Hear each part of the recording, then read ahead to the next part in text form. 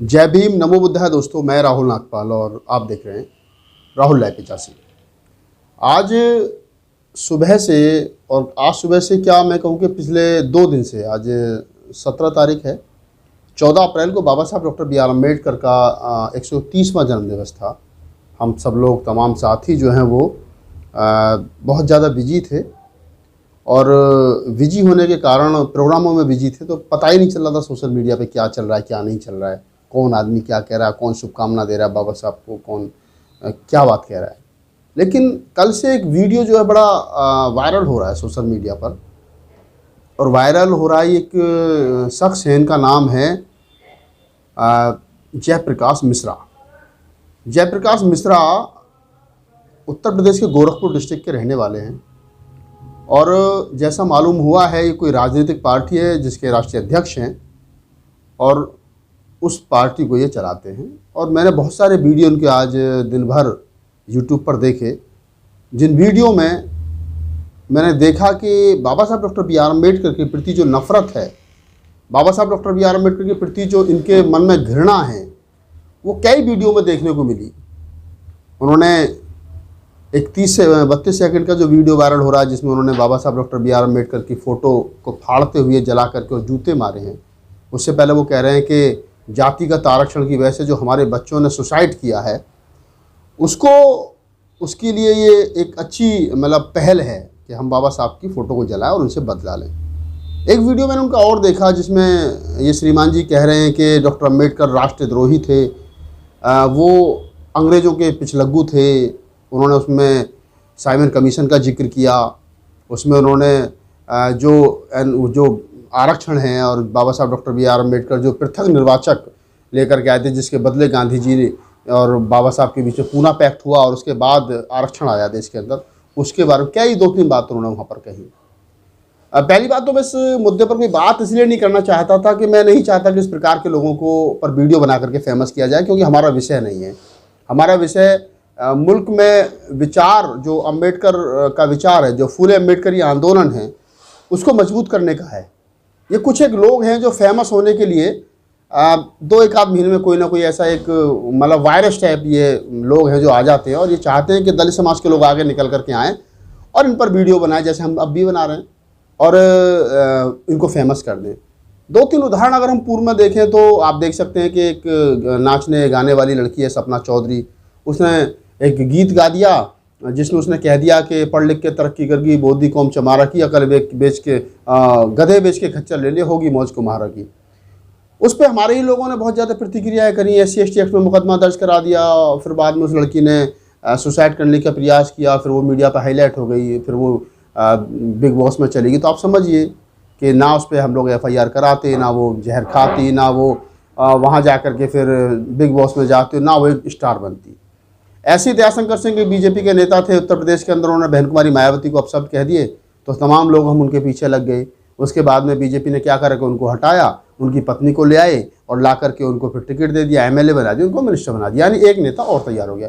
तो हम जब मनुवादियों का विरोध करते हैं तो उसका विरोध का फ़ायदा जो है वो उनको मिलता है, क्योंकि वो फेमस होना चाहते हैं। और BJP जो है वो या इस देश के अंदर जो मनुवादी विचारधारा, वो लोग चाहते हैं कि जो अम्बेडकरवाद को, फूले अम्बेडकरी आंदोलन को गाली दे करके जो लोग फेमस हुए तो उनको इनाम मिलना चाहिए, और इनाम वो हमेशा देते हैं। तो हम नहीं चाहते कि किसी भी आदमी को फेमस किया जाए। लेकिन इसके पीछे एक कारण और ये भी है वीडियो बनाने का कारण ये है कि हम इतने कमज़ोर भी नहीं हैं। जो आज ये श्रीमान जी जो हैं जयप्रकाश मिश्रा जी, बाबा साहब डॉक्टर बी आर अम्बेडकर के बारे में जिन शब्दों का प्रयोग कर रहे हैं और जिस प्रकार की भाषा का उन्होंने इस्तेमाल किया है, तो इनको ये भी बताना चाहिए कि बाबा साहब के बेटे बेटियाँ अभी हाथों में चूड़ियाँ नहीं पहनी हैं, वो लिखना पढ़ना तो जानते हैं, लेकिन अगर बात लड़ने की आ गई और बात अगर आमना सामना करने की आ गई तो वो भी आपके साथ में हम लोग कर सकते हैं। तो पहली बात तो ये है कि उत्तर प्रदेश के गोरखपुर का मामला है, तो पुलिस को जैसा भी सुनने में आया है कि कोई FIR वगैरह उनके खिलाफ हुई है, उसमें कितनी सच्चाई है ये जांच का विषय है, मुझे पूरी जानकारी नहीं है। लेकिन मैं यहाँ कुछ एक चीज़ें जो वो साझा कर लेता हूँ आपके साथ, और साझा ये कर लेता हूँ। उन्होंने आरक्षण का जिक्र किया कि आरक्षण की वजह से जो है वो देश पीछे चला गया, सवर्ण समाज के बच्चे जो हैं वो सुसाइड कर रहे हैं।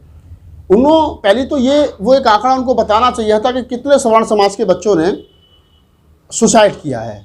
हम आंकड़ा बता रहे हैं कि हमारे हर साल लाखों अधिकारियों की शियार खराब की जाती है, उनका प्रमोशन नहीं होता है, कितने लोगों को नौकरी से जातिवाद के आधार पर जो प्रताड़ित होकर के नौकरी छोड़नी पड़ती है, हम सब कुछ बता सकते हैं, हमारे पास आंकड़ा है। उन्होंने आरक्षण को कहा कि आरक्षण की वजह से मुल्क जो है वो बहुत पीछे चला गया, वगैरह वगैरह बहुत सारी बातें उन्होंने कही हैं। तो मैं पूछना चाहता हूँ मिश्रा जी, जब इस देश के अंदर आरक्षण नहीं था, जब ये देश मुगलों का गुलाम था, तब तो कोई आरक्षण नहीं था, तब आपकी तलवार को जंग कहाँ लग गया था? तब आपने क्यों मुगलों की 900 वर्ष की गुलामी, 800 वर्ष की गुलामी को सहन कर लिया?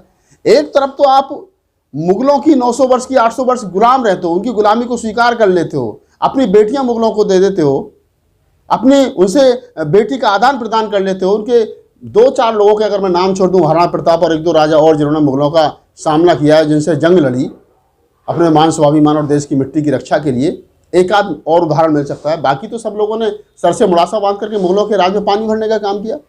तब तो आरक्षण नहीं था इस देश के अंदर, तब ये देश 900 वर्ष तक क्यों गुलाम रहा? अंग्रेजों के गुलाम आप लोग रहे, तब तो इस देश के अंदर आरक्षण नहीं था। अरे आज़ादी को आज 72-73 साल 74 साल हुए हैं, और 72-73 साल में परम पूज्य बाबा साहब डॉक्टर B.R. अम्बेडकर की वजह से जो इस देश के अछूतों को, जो OBC समाज को, बैकवर्ड समाज को, जो इस देश का मूल निवासी समाज है, जो उसको थोड़ा सा आरक्षण मिला है, जिसको भी आपने ख़त्म कर दिया निजीकरण करके, उसके बल पे जो हमारे बच्चे थोड़े बहुत या हमारे माता पिता जो वहाँ तक पहुँचे हैं, वो आपको आरक्षण खटक रहा है। कहते हो कि आरक्षण की वजह से देश पीछे चला गया।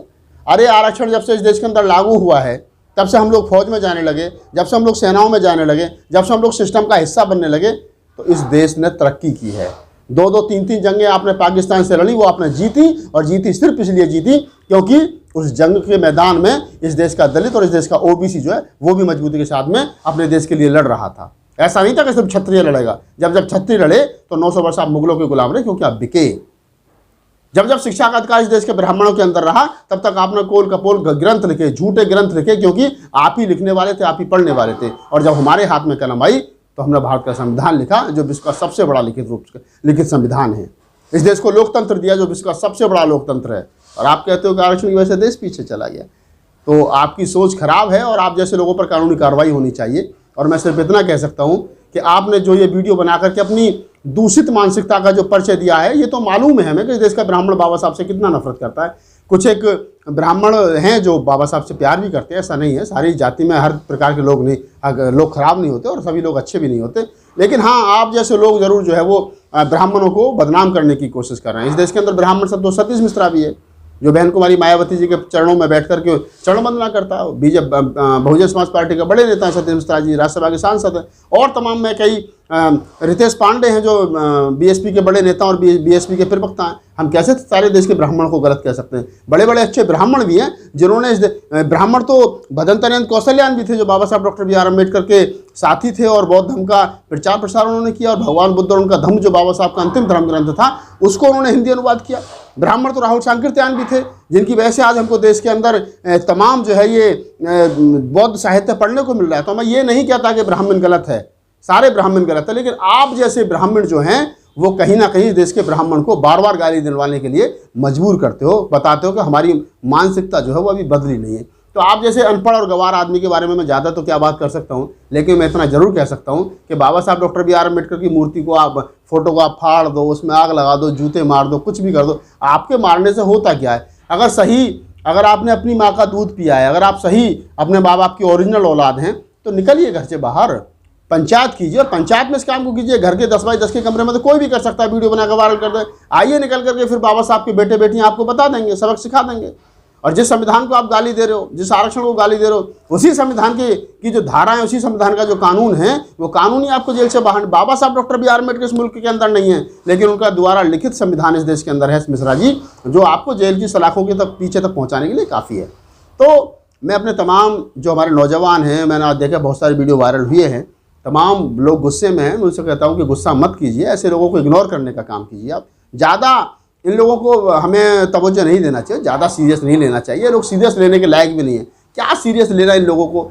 अगर एक मुट्ठी कोई नीचे से मिट्टी उठा करके और सूरज के ऊपर फेंक करके ये कहने लगे कि मैं सूरज को धूमिल कर दूँ, तो क्या सूरज धूमिल हो जाएगा? ऐसे अनपढ़ गवार क्या नाम है मिश्राओं से बाबा साहब डॉक्टर B.R. अम्बेडकर की पर्सनैलिटी डाउन हो जाएगी क्या? कभी नहीं हो सकती। ये और 100 बार यही प्रयास कर लें, क्या हुआ? कुछ नहीं होगा। तो ये सब बेकार के लोग हैं। बाबा साहब डॉक्टर बी आर अम्बेडकर को गाली बक करके फेमस होना चाहते हैं और कुछ नहीं है।